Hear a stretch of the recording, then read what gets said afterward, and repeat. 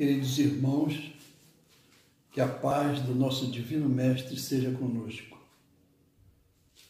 Mais uma vez nós voltamos para fazermos uma reflexão ainda sobre o capítulo 23, 23º,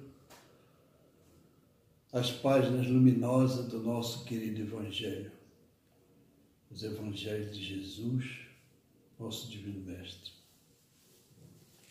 Vamos elevar o nosso pensamento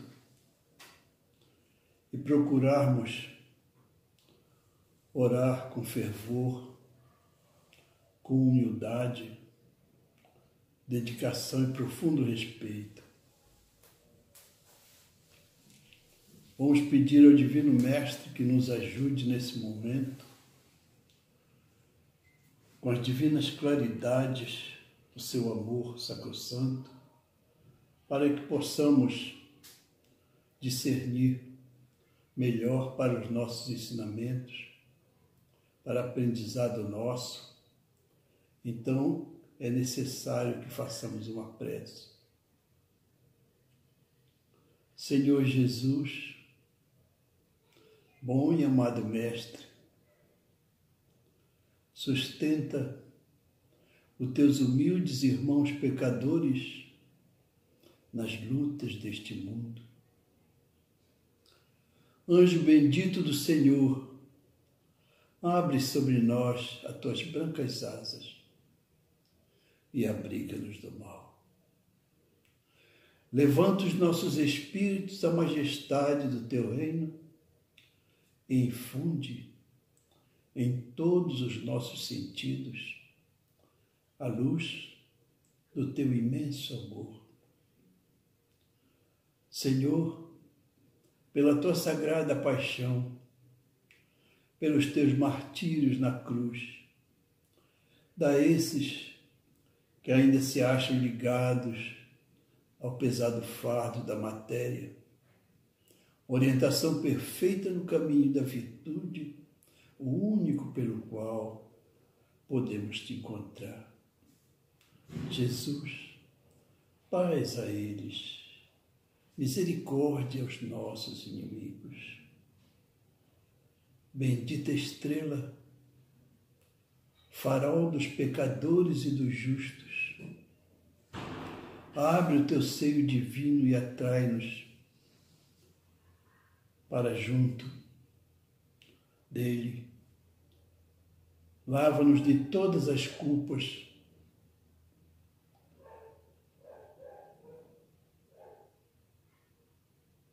envolve-nos com a tua caridade pura. Obrigado, Senhor, mais uma vez. Nós te agradecemos a bênção deste minuto ditoso, onde nós vamos reflexionar as verdades do teu Evangelho, no último tópico do capítulo 23, que diz como título: não vim trazer a paz, mas a divisão. Bom, meus irmãos, nós precisamos ler realmente um pouquinho para nós afirmarmos melhor, e porque esta concisão é muito maravilhosa e nós precisamos da leitura para aperfeiçoarmos mais a nossa compreensão. No tópico número 9, porque essa lição nossa, essa reflexão, vai do tópico número 9 ao tópico 18. Vamos ver. Não vim trazer a paz, mas a divisão. Então ele diz nas anotações de Mateus o seguinte: não vim trazer, não penseis que eu tenha vindo trazer a paz à terra. Não vim trazer paz, mas a espada. porquanto vi separar de seu pai o filho, de sua mãe a filha, de sua nora a sogra. E o homem terá por inimigos da sua própria casa, terá por inimigos da sua própria casa. Nós vemos aí. Vamos continuar na leitura para nós fazermos um resumo melhor.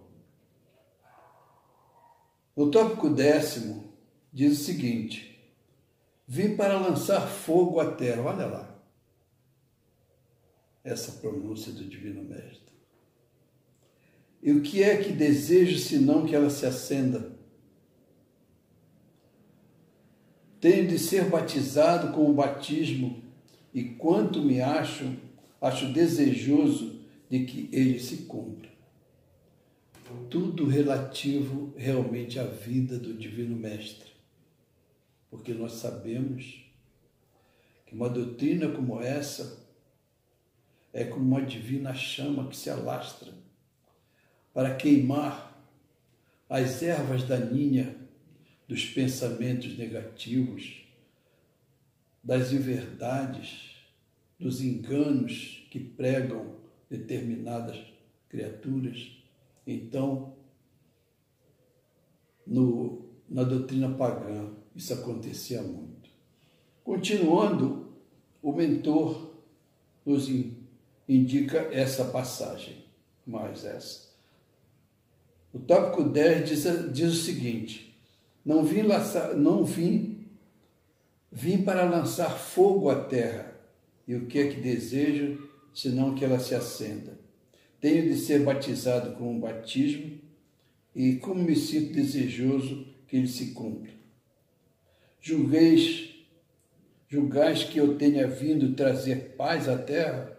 Não, eu vim, e eu vos afirmo o contrário, vim trazer a divisão. Pois, doravante, se acharem numa casa 5 pessoas, estarão elas divididas umas contra as outras, 3 contra 2 e 2 contra 3. O pai estará em divisão com o filho, e o filho com o pai, a mãe com a filha e a filha com a mãe, a sogra com a nora e a nora com a sogra. Essa é uma das anotações de Lucas, no capítulo 12º do Novo Testamento, que é realmente o compêndio deixado por Jesus através de seus discípulos. Então, diz no capítulo 12º, versículos 49 a 53, todas essas pregações do Divino Mestre.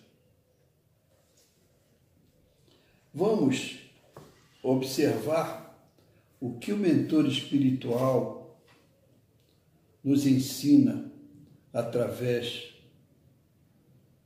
das suas reflexões.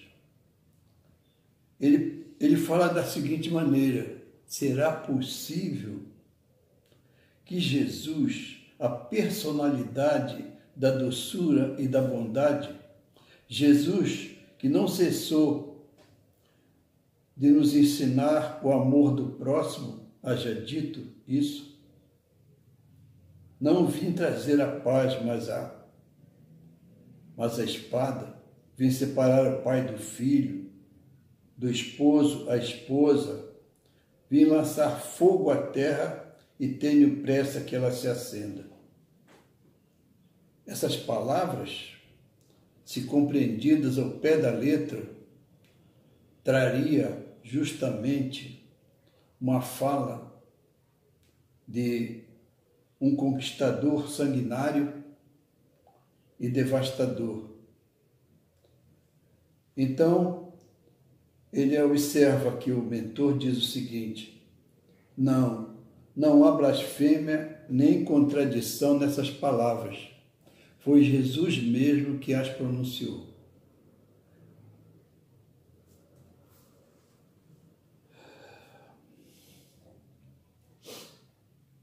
elas dão um testemunho da sua alta sabedoria. Sabe por quê, meus irmãos? O nosso divino e amado Mestre sempre ensinava amorosamente, através de alegorias, de simbolismo, que precisava que o povo raciocinasse sobre aquilo para entronizar o ensinamento no pensamento e no coração desses irmãos. Então, tudo isso vem através de forma alegórica. Diz aqui o seguinte: tomadas ao pé da letra, tenderiam a transformar sua missão toda de paz noutra de perturbação e discórdia, consequência absurda que o bom senso repele, porquanto Jesus não podia desmentir-se.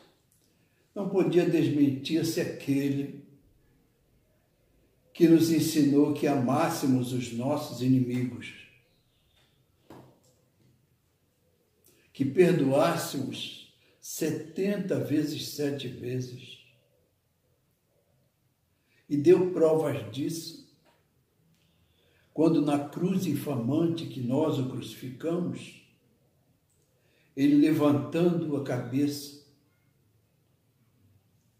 e olhou para o firmamento, que naquela hora de sol ardente, na Galileia, na Roma.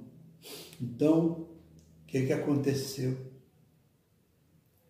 Ele deprecou e pediu ao Pai: Pai, perdoai-os, eles não sabem o que fazem. Como é que um sábio, santo e divino dessa natureza ensinar para nós que abandonássemos pai, mãe, filho, que fizesse tudo contrário daquilo que ele ensinou? Todas essas palavras encerram justamente uma condição alegórica. O que significa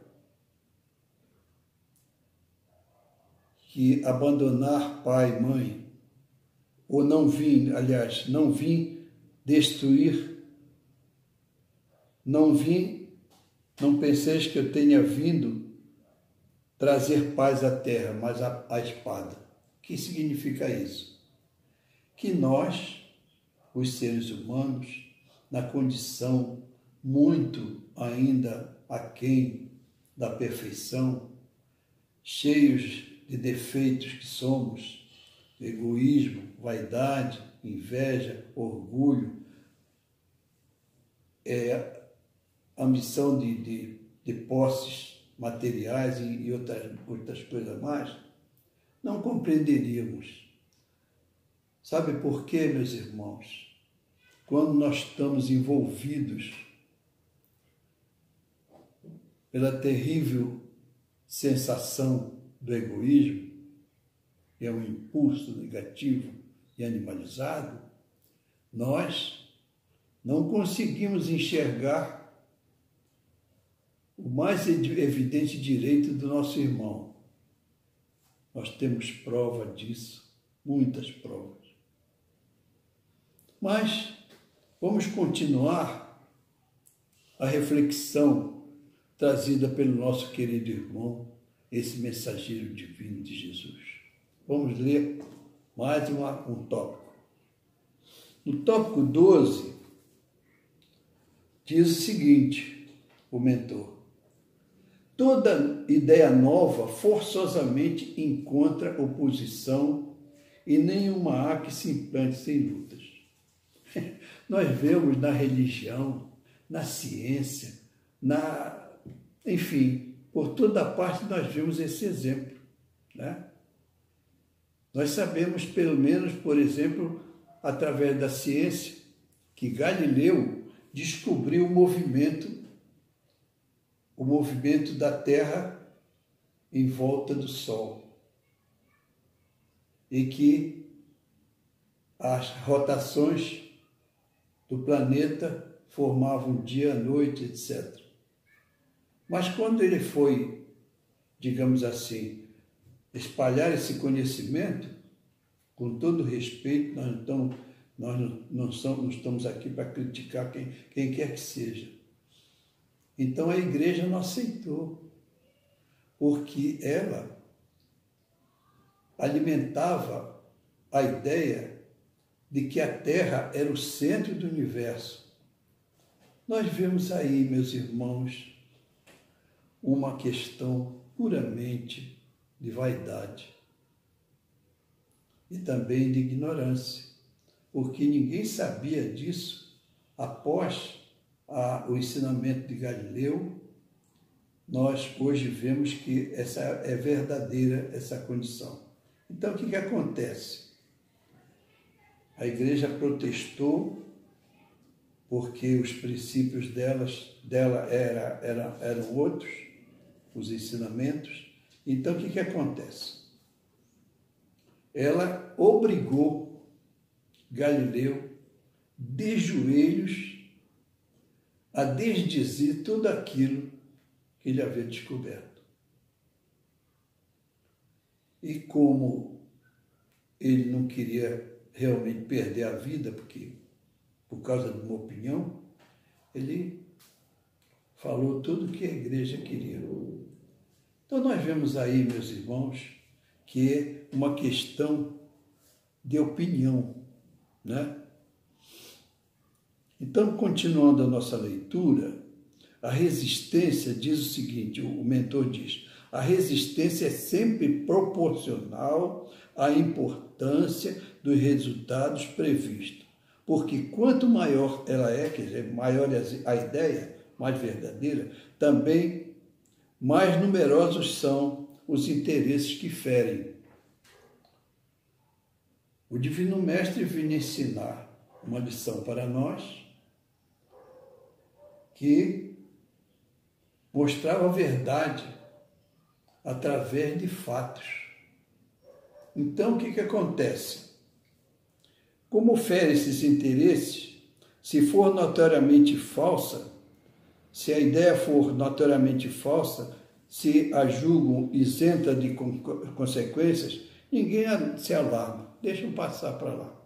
Então, porque ela não tem realmente uma base sólida e se desfaz com o tempo porque ninguém liga. Mas, quando essa ideia é verdadeira, quando essa ideia se apoia nas verdades cristalinas da bondade de Deus, aí muda de figura, porque ela vem transformar determinados costumes e fere o interesse de certas pessoas que precisam alimentar o erro para quê? Para usufruir, né, de seus negócios, dos seus interesses rasteiros, etc, etc. Então, o que acontece? Eles se atiram com toda a força e tentam afogar, eliminar, retirar aquela ideia para continuar a perpetuação do erro que eles espalham através dos seus ensinamentos infelizes. É isso aí, meus irmãos. Então, o que acontece? Jesus tinha motivo muito grande quando falou, não vim trazer paz à terra, vim trazer a divisão. Que a sua doutrina mostrava uma coisa que vinha, digamos nós, solapar pela base todos aqueles abusos que alimentavam os saduceus, os fariseus, os sacerdotes daquele tempo. Então, o que acontece? Eles pensaram e programaram sinistramente a crucificação do Mestre. Aí o imolaram. Porque eles pensavam da seguinte maneira: se matar o dono da ideia, a ideia morre com ele. Mas foi o contrário. O mestre semeou realmente a verdade absoluta, trazida por ele, dos páramos celestiais mais elevados do universo, onde habita nosso Pai. Essas verdades não poderiam ser destruídas. Ela, como uma semente produtiva, ela se espalhou e progrediu e avolumou-se, a ponto de os cristãos ir plantarem, mesmo no Império Pagão, era Roma antiga, essas verdades divinas e começaram a ensinar e, como nós sabemos, foram perseguidas. Né? Por quê? Porque feriu interesses. Qual era digamos, o nobre romano que queria ser irmão daquele que é escravo, daquele que era preto, daquele que era amarelo e por aí fora vai? Ele não queria. Ele achava, como até hoje existe, gente preconceituosa, nosso povo ainda tem muitos preconceitos, que acham o quê? Que a pessoa, por se apresentar com dificuldade, porque não tem como comprar uma roupa, não tem às vezes nem comida para comer, não tem um abrigo de uma morada, então esse não é nosso irmão. E acontece muito isso. Mas as verdades cristalinas do Divino Mestre dizia e afirmava que todos nós somos filhos do mesmo Deus, de amor, misericórdia e complacência, e que nós somos irmãos legítimos. Então, o que acontece? Isso gerou muita revolta naqueles que não admitiam essas verdades. Vamos continuando no nosso carreiro, vamos para o tópico número 13, que diz o seguinte: o mentor fala: Jesus vinha proclamar uma doutrina que solaparia pela base os abusos que vinham como já falamos, dos fariseus, saduceus, escribas e sacerdotes daquele tempo.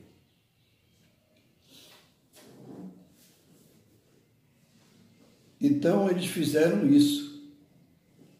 Eles tramaram a crucificação do Mestre e o imolaram, como nós já temos falado anteriormente. Então, o que aconteceu? O mentor diz o seguinte: e nascida essa doutrina num burgo pequeno e obscuro da Judéia, foi plantar seu estandarte na capital mesma do mundo pagão. Olha aí. Então é isso, como nós falamos.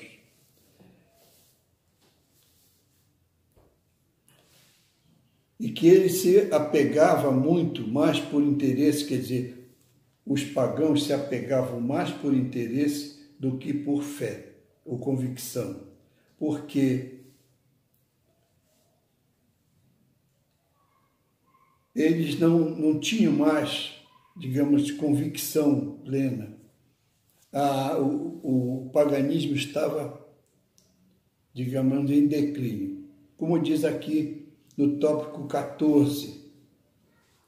Então, o mentor nos fala: é de notar-se que o cristianismo surgiu quando o paganismo já entrara em declínio. Quer dizer, aquelas histórias, aqueles ensinamentos pagãos já estavam desgastados. Mas por quê? Porque nunca deram certo para nada. não é justamente uma estátua feita pelo homem, que não tem um significado nenhum, é que vai fazer alguma coisa por aqueles que buscam o seu amparo.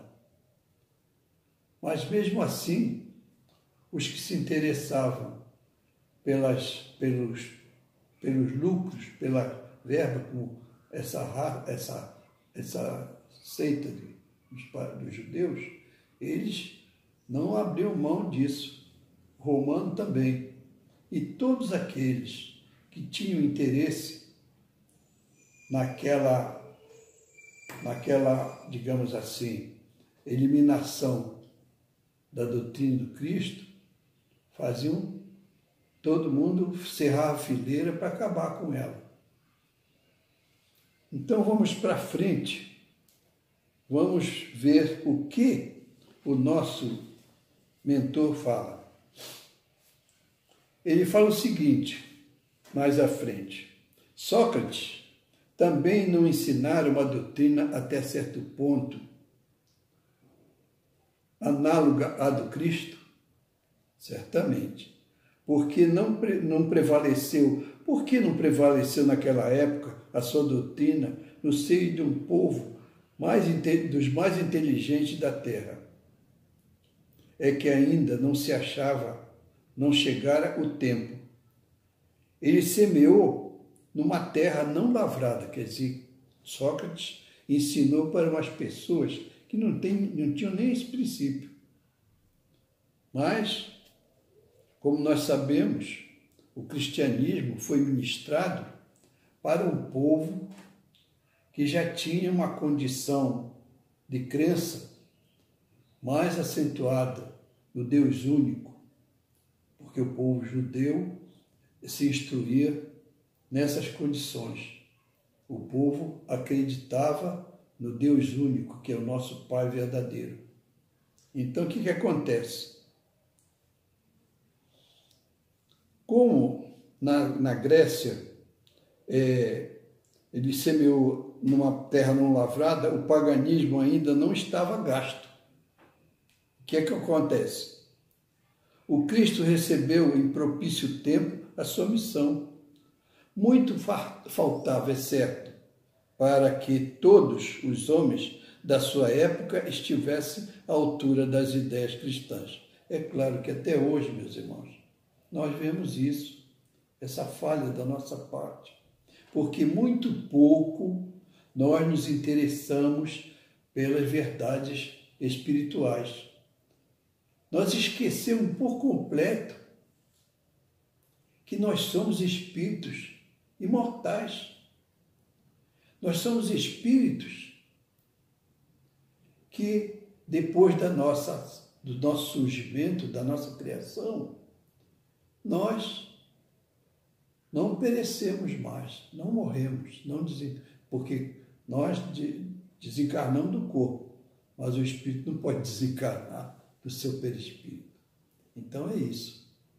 Conclusão. E assim sendo, essa nossa falta de atenção com a coisa mais importante, que é a vida espiritual, nós perdemos muito terreno.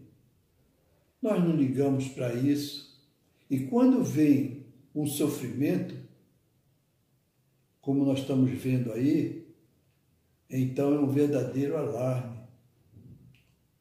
É bem verdade que nós não apoiamos a mortandade e a doença de todo mundo, de jeito nenhum.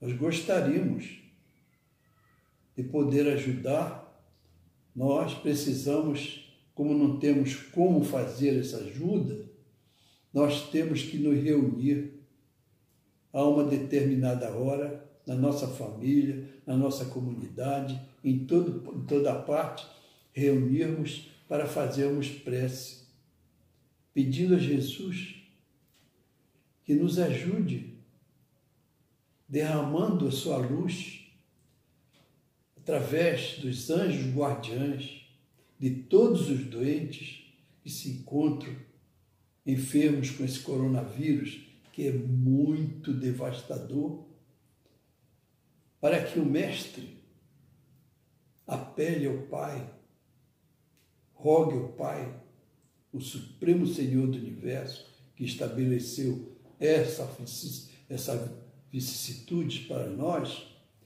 para que os anjos guardiães tenham permissão para ajudar a cada doente. Porque, meus irmãos, tudo tem que passar pela decisão suprema de nosso Pai. Nada acontece por acaso. Tudo que acontece tem uma finalidade. Então acontece o seguinte: se nós pedirmos ao Divino Mestre, por quê? Vamos procurar saber o porquê. Meus irmãos, um espírito sublime elevado, para chegar a se aproximar do Criador Supremo, já sente uma certa dificuldade. Imagine nós que estamos distanciados vibratoriamente, infinitamente distanciados. Então é preciso que nós peçamos ao Divino Mestre a sua intercessão em nosso favor, para que ele apele ao Pai Supremo para permitir ao potencial angélico dos espíritos elevados que venham a cada pessoa trazer aquele sopro no sistema imunopsicológico de cada um para fortalecer a convicção de que ele vai ficar bom, porque só assim ele começa a gerar, através do próprio pensamento, os germes que nós chamamos um contra, né?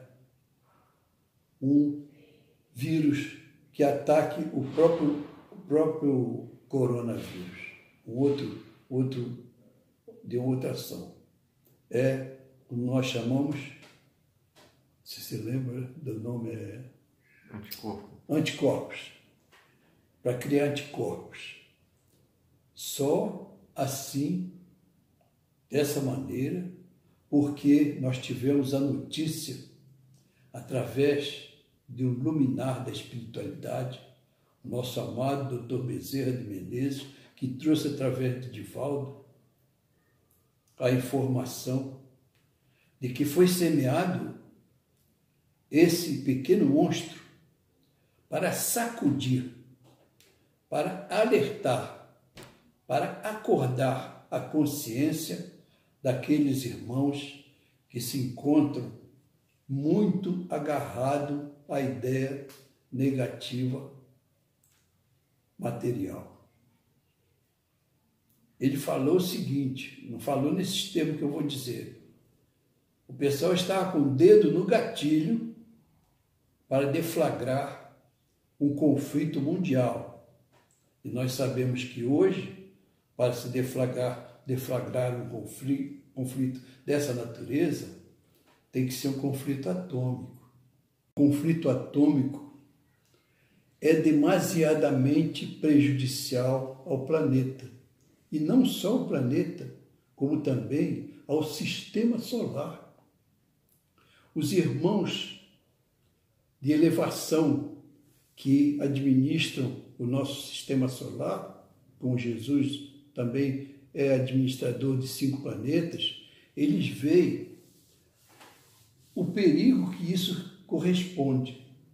Porque se nós eliminarmos um planeta, porque uma bomba dessa natureza pode oferecer perigo a uma placa tectônica e pode haver justamente a descompressão, digamos assim, do sistema do núcleo do planeta e vai haver uma devassa terrível de catástrofe. Então, o que acontece? Os espíritos sublimes que fazem parte dessa pleiade de sábios que controlam justamente essas vibrações, não permitem que isso possa acontecer. Então, tem razão muito grande quando o Dr. Bezerra de Menezes falou que o pessoal estava com o dedo no gatilho para fazer isso. Por quê, meus irmãos? Por que tanta insensatez? Por causa justamente da ganância do dinheiro para usufruir de produtos que trazem uma terrível desgraça para a humanidade. Vendendo isso, ganhando dinheiro a rodo, como se diz normalmente. Então, acontece que se fosse deflagrada uma guerra, nós estaríamos bem arranjados, para não dizer o contrário. Então, o que é que acontece? Nós precisamos verificar, através de tudo isso, as verdades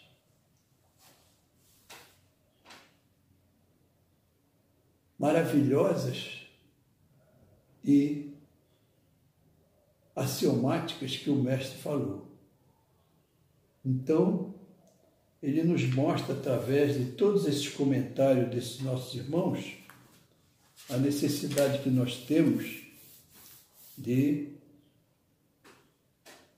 procurar melhorar cada um de nós o nosso modo de pensar, o nosso modo de sentir, o nosso modo de tolerância com todos os nossos irmãos, porque muitas vezes nós queremos que aquele irmão proceda como nós queremos, como nós, aliás, nem procedemos assim, mas nós queremos que o outro seja um espírito santificado.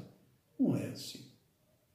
Vamos nos unir, vamos procurar nos compreender intimamente para que nós possamos produzir nos nossos pensamentos coletivos uma vibração de amor que possa envolver o nosso planeta, ajudando o plano espiritual nessa condição, para que nós possamos também desfrutar da verdadeira felicidade. Porque o que é a nossa felicidade? A nossa felicidade real é quando nós alcançamos uma compreensão capaz de cumprir todas a vontade de nosso Pai. Quando nós cumprimos a vontade de nosso Pai, nós respeitamos a lei, amamos nosso próximo, fazemos o bem, trabalhamos, enfim, tudo de bom que acontece no universo nós fazemos. E com isso nós conquistamos a verdadeira felicidade, felicidade real. Isso, essa reflexão nos traz aqui, através dos ensinamentos do nosso Divino Mestre. Queridos irmãos, tudo isso que nós tínhamos a falar, nós vamos fazer uma última observação aqui, no tópico 18, que diz: estas palavras de Jesus devem, pois, entender-se com referência às cóleras que a sua doutrina provocaria, aos conflitos momentâneos a que ia dar causa, às lutas que teriam de sustentar antes de se firmar, como aconteceu aos hebreus antes de entrarem na terra prometida, e não como decorrente de um desígnio premeditado da sua parte de semear a desordem e a confusão, que isso não caberia nem no nosso pensamento, que o nosso Divino Mestre está completamente isento e incapaz de fazer uma coisa dessa. O mal viria dos homens, de nós mesmos, que era como o médico que se apresenta a curar, mas cujos remédios provocam uma crise salutar, atacando os maus humores do doente. Então nós vemos aí, que nós temos vários exemplos quando ele diz que na mesma família, onde tenha 5 pessoas, 2 lutarão contra 3 lutarão contra 2 e 2 contra 3. O que nós vemos na nossa família, meus irmãos? Para terminar, nós vemos o seguinte: nós temos o quê? Nós temos as cruzadas, nós temos a Inquisição, nós temos a noite de São Bartolomeu e temos também a morte dos cristãos na arena. Olha, meus irmãos, só porque um tem uma ideia, o outro tem outra. Então, vamos gravar profundamente. Gente, vamos fazer o possível para orar todas as noites e quando acordarmos. Pelo amor de Deus, vamos fazer isso, porque é necessário. Ai de nós, sem o bálsamo divino, sem o banho de luz da prece. Nós estamos perdidos. E eu agradeço a atenção de todos. Que Jesus, nosso Mestre, o sublime mensageiro de Deus, nosso Pai, derrame a sua luz sobre todos nós, nos dê coragem, decisão para executarmos a sua vontade. Graças a Deus.